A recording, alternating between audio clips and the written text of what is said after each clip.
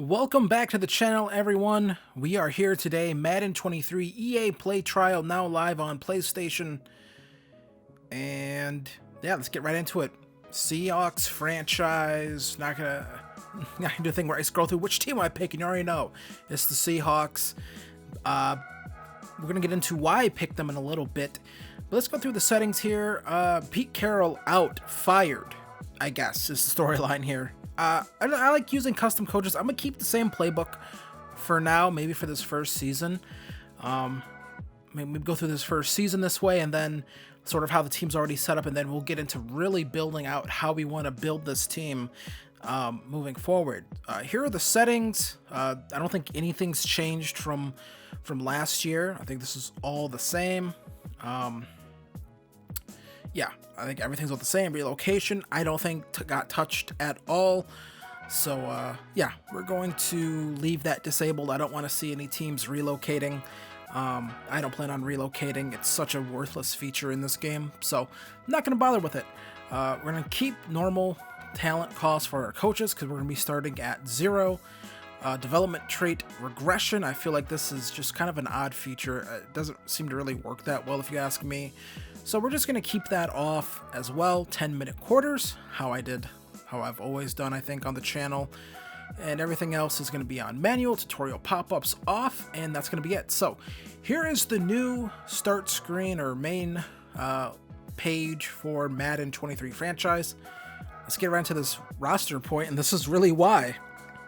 Not because I wanted to play with Drew Lock or Geno Smith, simply because this is probably the worst quarterback room in the NFL, and that's what I wanted to use. That's what I wanted to get into. I think last year, both times, I think we sort of had too good a quarterback room early on, so that kind of made I think those initial seasons of franchise a little bit easy. Take a look here at the ratings for Drew Lock. They're not all that great. Throw power is only an 89. His best accuracy is short accuracy at 83.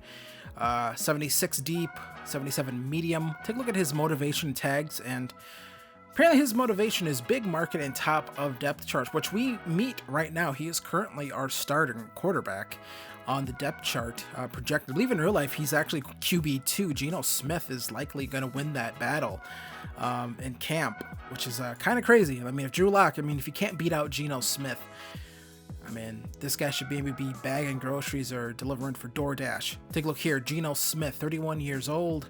Well, he's already an old vet in this league. 9 years in. And, you see his ratings not all that great. Throw power only an 85. His best accuracy also short in 83. 76 medium. 74 deep. 70 awareness. Break sacks only at 48. Under pressure is a 74. So, yeah, Drew Lock, not particularly great. Geno Smith, in the game at least, not any better. So, yeah, this is not a really great quarterback room, but this is why I wanted to pick this team. I think this really could be a fun team to rebuild and sort of do some things with. Tyler Lockett here, 29 years old, probably going to start hitting regression soon.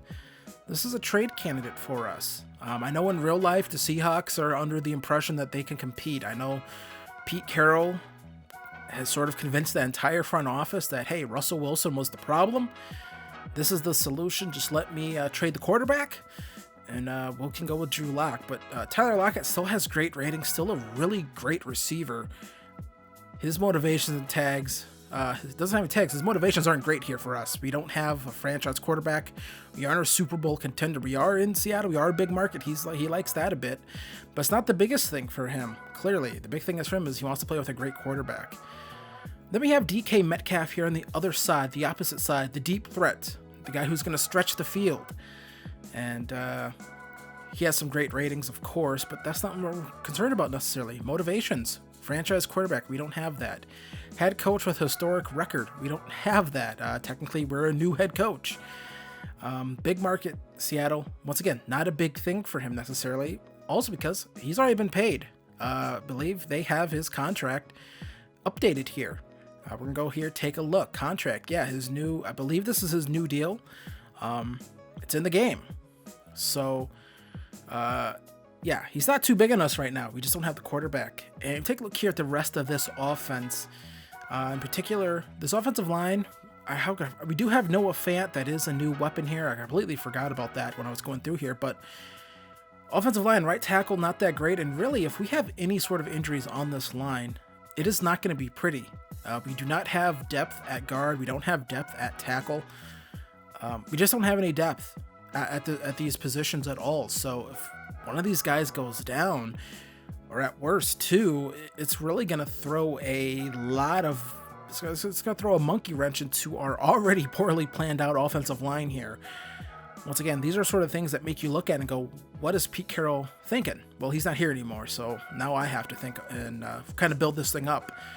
Charles Cross looks like a very decent player. Good pass block, not as good on the run blocking, so we're going to have to work on that. There's a left tackle, though, so it's not the biggest thing that he isn't great at that. You're more concerned about that interior line, and some pieces there, but some older. And, well, Kenneth Walker, Michigan State rookie. This guy looks like an absolute stud. Look at the 93 speed, 94 acceleration. Strength looks pretty good. Change of direction looks good. Break tackles at an 80. 92 agility. Pretty good stiff arm. 82 trucking. This guy looks like a total cheat code. He looks like a straight up stud. If this was 10, 15 years ago, Kenneth Walker would have probably been a top 15 pick in the NFL draft. But the way things are now in the league, he didn't go that high. But this team was able to get him at a bargain. Just a really good player. And so I'm excited to use Kenneth Walker. He should be a lot of fun. And I might change that number. I know I'm going to institute a team rule. We're not doing the receivers can wear 24 like Sky Moore for the Chiefs. No.